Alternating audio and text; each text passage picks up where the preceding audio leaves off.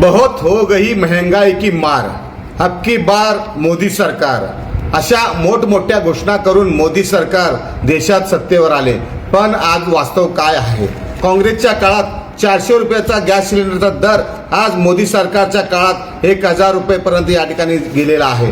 मोदी सरकारने कालच पुन्हा घरगुती गॅस सिलेंडरवर 60 रुपयाची भरमसाठ दरवाढ केली. त्याचप्रमाणे व्यावसायिक सिलेंडरवर 115 रुपयाची दरवाढ या ठिकाणी केली आहे. गोरगरीब जनतेचा किस्सा कापण्याचे काम मोदी सरकार करत आहे. सरकार म्हणते गॅस व इंधनाचा पुरेसा साठा भारतामध्ये आहे, मग देशातील अनेक शहरात सिलेंडरचा तुटवडा का जाणवत आहे?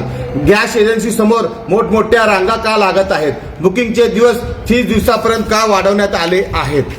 मोदी सरकार अमेरिकेसमोर सरेंडर होऊन रशियाकडून तेल खरेदी बंद केली. इस्रायलची बाजू घेतल्यामुळे इराण मार्गे होणारी तेल वाहतूक सुद्धा बंद झाली आणि त्याचे परिणाम आज देशातील सामान्य जनतेला भोगावे लागत आहे.